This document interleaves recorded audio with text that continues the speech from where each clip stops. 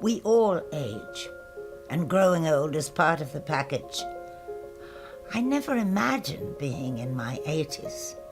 Quite frankly, I don't feel old.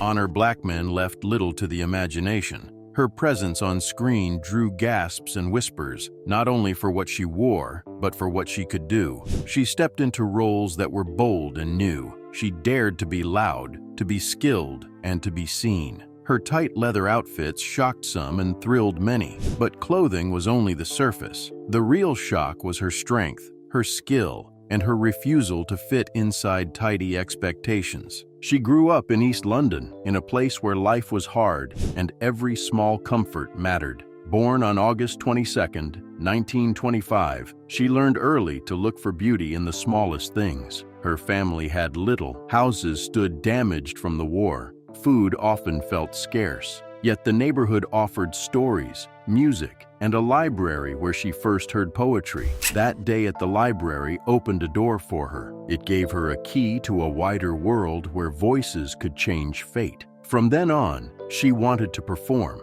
She wanted to be seen. She wanted to speak. At 16, during the dark days of World War II, she chose lessons over a bicycle. Her father could afford only one. She picked elocution classes, and they changed her life. Her teacher guided her through Shakespeare and classic poems, and pushed her toward Guildhall School of Music and Drama. Her father scraped together the money so she could go. She trained hard even as London burned around her. She worked long hours, took classes, and still found time to volunteer as a motorcycle dispatch rider. She took a 500cc Norton and rode through blackout streets. She learned to navigate by stars and by the edges of ruined buildings. She carried messages between war rooms and hospitals. She rode without a weapon. She carried only courage and a long leather coat that she joked could double as padding. After the war, she stepped into acting. Her early roles were small but brave. In one early film, she nearly lost her life when a horse stepped on her head.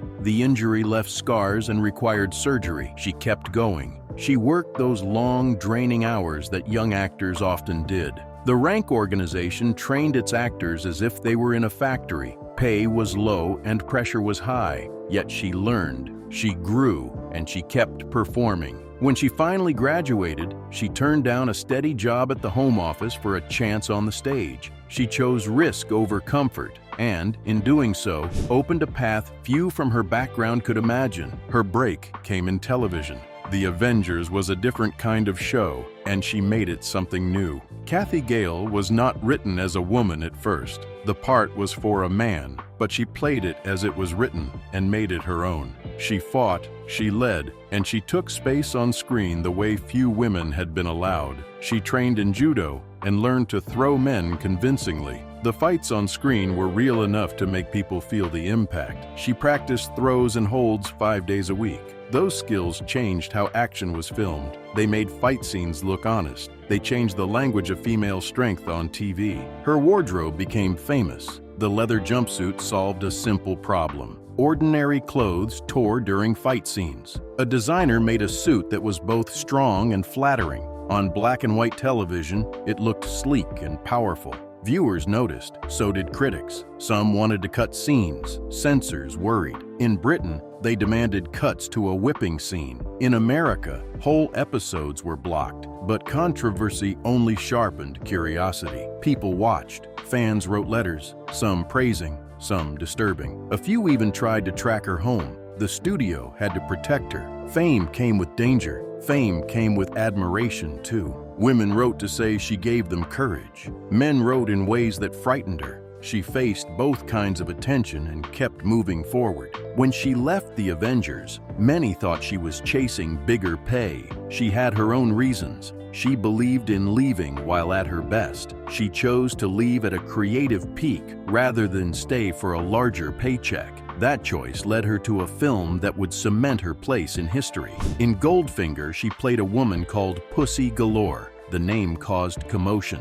Advertisements and trailers in America were careful with how they named her. Some printed Miss Galore instead. The name was shocking, and she knew how to use the shock to her advantage. She leaned into it in interviews just to hear the flinch from American hosts. She had a sense of mischief. At 39, she became one of the oldest women to play opposite James Bond. That mattered. Hollywood had a rule that beauty must be youth. She broke that rule by being strong, sexy, and older than the star. Her presence in Goldfinger changed how a Bond woman could be.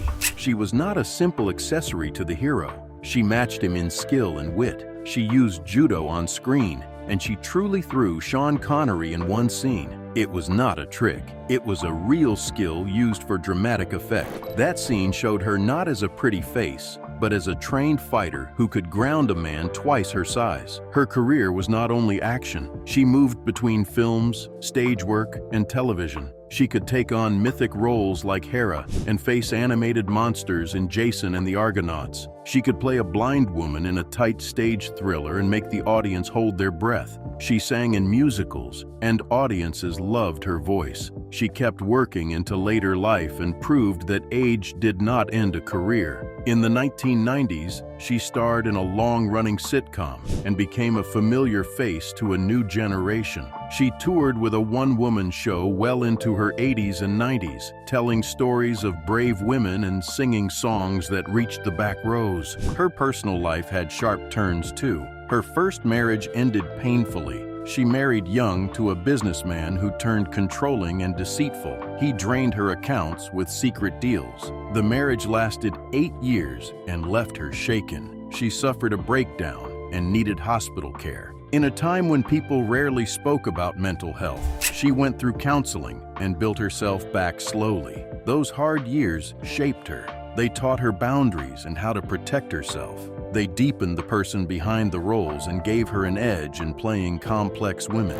Later, she married an actor who shared her world. They adopted 2 children and tried to build a family. The joy of motherhood came with struggle. Infertility had once made them feel broken, and adoption felt like both a relief and a solemn duty. She poured herself into parenting while balancing a public life. She loved fiercely and sometimes felt nothing was ever enough. Her marriage lasted many years but eventually ended. They stayed friends. She cared for him when illness came. She learned to put love and care into a long life without depending on romance for her worth. For decades, she faced the glare of fame. Fans loved her. Some admired her toughness. Others wrote letters that crossed lines into obsession. A few stalked her, forcing studios to protect her home.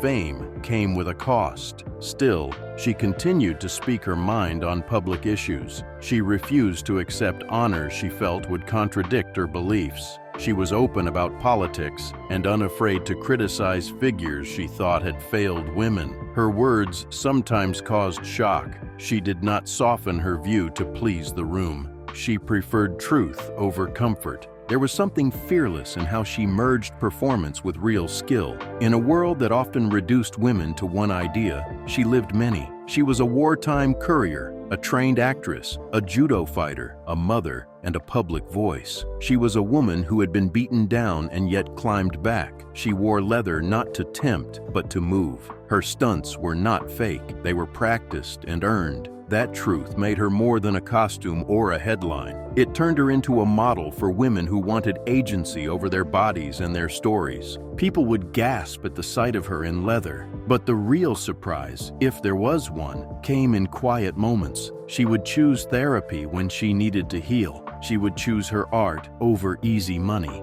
She would adopt children and raise them with fierce care. She would speak uncomfortable truths about public men and politics. She lived by her own rules, and she paid the price for that honesty when necessary. Still, she kept the courage to act, to sing, and to teach. She kept the courage to say no when an honor did not sit right with her conscience. Even the small things mattered. The library that opened her eyes when she was 9, the choice to take lessons at 16, the nights she rode through bombed streets carrying crucial messages, the hospital bed after an accident on a film set. Each of those moments stacked up to form a woman who would not be boxed in. She had scars and stories and a voice that crackled like a live wire. She did not hide behind glamour. She used it to speak, to move, and to fight. In films, she could soften into warmth. and then harden into a precise, trained fighter. On stage, she moved audiences to laughter and then to a tight silence. On television, she pushed boundaries that some people wanted left alone. She forced them to look and to reconsider. That was her power. That was her gift. She helped change what audiences expected from women in action roles. She made it acceptable for a woman to be both dangerous and dignified. Her choice to walk away from a role at the height of fame was a lesson of her own. She valued control over fame. She wanted choices that felt honest. That decision showed that she would not be used or trapped by a successful part. She wanted to keep growing. She wanted to keep surprising herself and others. That courage defined her as much as any famous costume. Honor Blackman left little to the imagination because she refused to be simple. She showed the world that a woman could be skilled, sexual, smart, and strong at the same time. She made tough choices and took big risks. She did not ask permission to be bold. That is why, even now, people still watch her scenes and feel a rush of something sharp and bright. They see a woman who owned her body, her voice, and her jumpsuits. They remember a life that reached from bombed streets of East London to the bright screens of cinema and television. She often spoke about the choices that shaped her. She remembered the nights on her Norton when the sky glowed with searchlights and the road smelled of smoke. She would tell how small acts of courage build a person. Those rides taught her to keep calm. They taught her to move fast when the world felt slow. They taught her to keep a clear head while chaos roared around her. Acting later required similar calm. A stunt, a heavy scene, a long night of filming, each needed the same steady breath she learned on the road. In judo class, she learned to fall without fear. She learned to use an opponent's weight against him. Those lessons were not just for show. They shaped how she stood in meetings, how she walked on set, and how she met the press. When a man assumed she needed help, she surprised him with a practiced hold. She used humor to deflect the shock, and that made people like her more. Yet she never lost the seriousness of her craft. She trained hard, respected her teachers, and earned belts that meant something in a real hall, not just on a screen. Her role in Goldfinger carried echoes of everything she had been. That role mixed danger with wit. It allowed her to show a woman who had skill and smarts. The film's success gave her a wider stage and made her a symbol in many homes. Young women watched and found a new kind of model.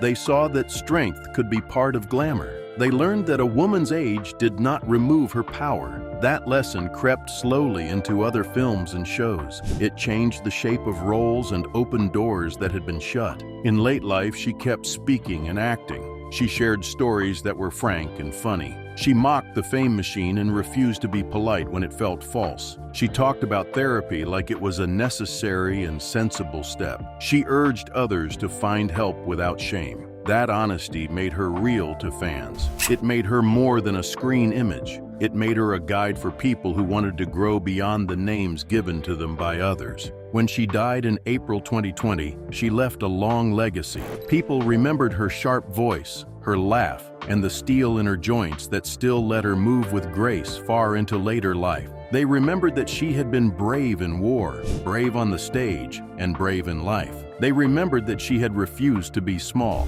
When people gasp at Honor Blackman, they often think of leather and curves and a name that makes newspapers blink. But the bigger gasp should be for the life underneath it all, a life full of courage, of hard choices, of scars, and of a steady, unshrinking will to be herself. She left little to the imagination because she showed too much, not in her skin, but in her actions. She asked the world to look closely and to accept that women could be centers of danger, wisdom, and grace all at once. That is the legacy she passed on, and that is why her name still pulls a quick breath from those who watch her and remember.